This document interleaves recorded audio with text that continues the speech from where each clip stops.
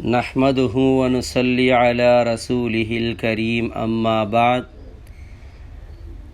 میرے محترم بزرگوں، عزیز دوستوں، نوجوانان ملت، میں آج آپ حضرات کی خدمت میں روزہ میں جو کام مفسد نہیں ہیں، یعنی روزہ رکھنے کے بعد اگر یہ کام کریں گے تو روزہ فاسد نہیں ہوتا، یعنی روزہ ٹوٹتا نہیں۔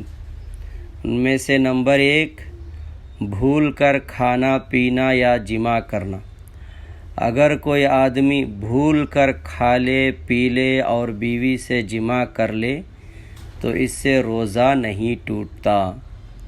نمبر 2، بھول کر افطاری کرنے والے کو دیکھنے والا یاد دلائے یا نہیں۔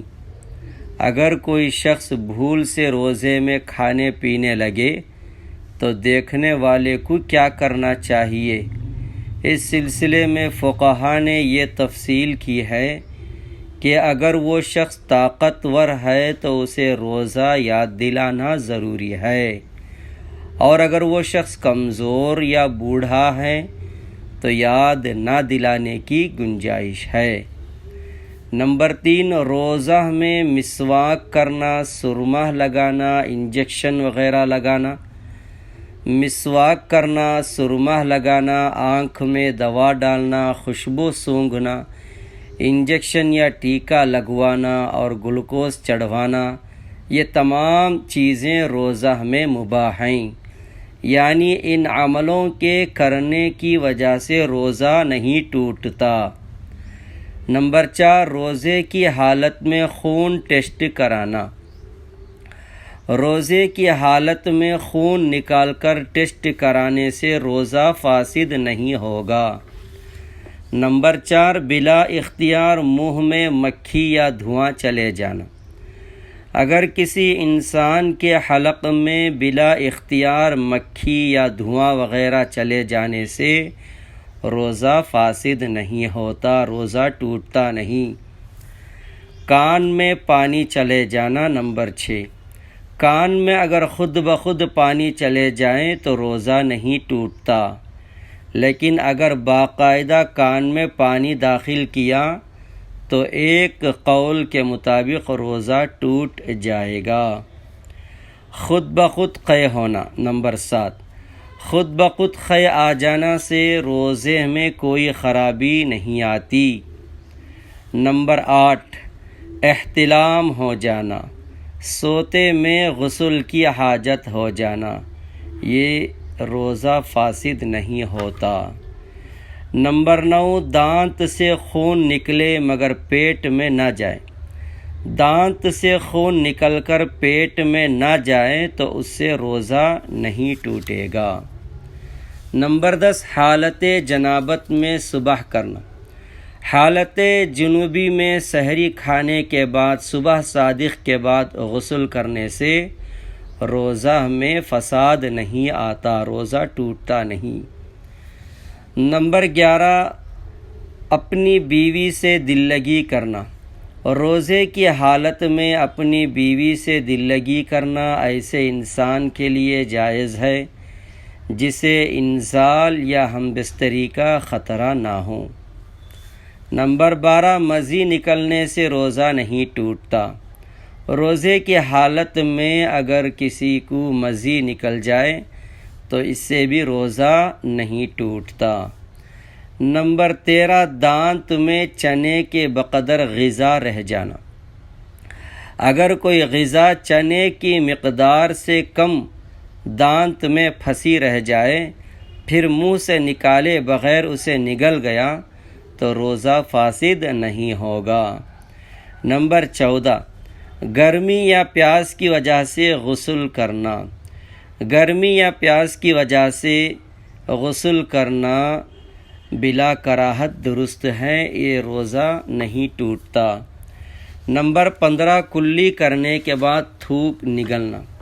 کلی کرنے کے بعد اگر وہ ایک مرتبہ تھوک باہر نکال دیا تو اب تھوک نگلنے سے روزے میں کوئی خرابی نہیں آئے گی۔ نمبر 16، آنسو یا پسینہ حلق میں چلے جانا۔ آنسو یعنی آنکھوں سے جو پانی نکلتا ہے وہ آنسو یا چہرے کا پسینہ 1-2 قطرہ بلا اختیار حلق میں چلا جائے تو روزہ فاسد نہیں ہوگا، روزہ اس سے ٹوٹے گا نہیں۔ نمبر 7، کان میں میل نکالنا۔ کان کا میل نکالنے سے بھی روزہ نہیں ٹوٹتا۔ نمبر 18، پان کھانے کے بعد منہ میں سرخی دیکھنا یعنی لالگی دیکھنا۔ اگر پان کھا کر خوب کلی کیا، غرغرہ کر کے منہ صاف کر لیا لیکن تھوک کی سرخی نہیں گئی تو اس میں کچھ حرج نہیں، روزہ اس میں نہیں ٹوٹے گا۔ نمبر 19، منہ کی رال یا ناک سڑکنے سے حلق میں چلے جانا۔ ناک کو اتنی زور سے سڑک لیا کہ حلق میں چلی گئی۔ اسی طرح منہ کی رال نگل جانے سے روزہ نہیں ٹوٹتا۔ نمبر 20، ٹپکنے والی رال کو منہ میں کھینچ لینا۔ اگر منہ سے رال نکلی لیکن ابھی وہ منقطع ہو کر ٹپکنے نہ پائی تھی کہ اسے منہ کی طرف کھینچ کر نگل لیا تو اس سے روزہ نہیں ٹوٹے گا۔ نمبر 21، قے کا خود بخود لوٹ جانا۔ تھوڑی سی قے آئی پھر خود ہی حلق میں لوٹ گئی تو روزہ نہیں ٹوٹے گا، البتہ اگر کوئی قصداً لوٹانے سے روزہ ٹوٹ جائے گا۔ نمبر 22، ڈکار کے بعد منہ میں پانی آ جانا۔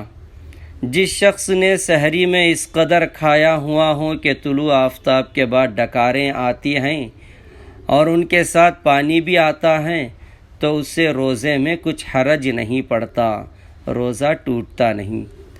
خون روکنے کے لیے منجن استعمال کرنا۔ دانتوں سے خون روکنے کے لیے منجن استعمال کرنا جائز ہے مگر مکروہ تنزیہی ہے۔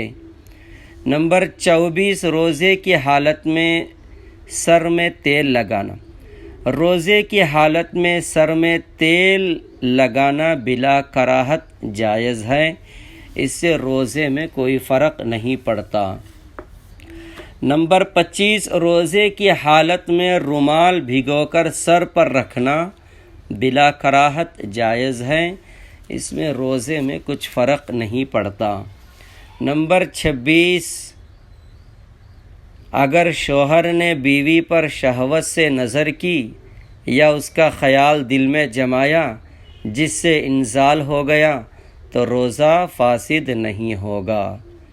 یہ موٹے موٹے مسئلے مسائل تھے جو ہر وقت اکثر مسلمان پوچھا کرتے ہیں، تو میں مناسب سمجھا کہ یہ مسئلے کو آپ حضرات کی خدمت میں پیش کر دیں، اور اگر کوئی بات سمجھ میں نہ آئے تو علماء اکرام سے رابطہ قائم کریں، مفتیان اکرام سے رابطہ قائم کریں۔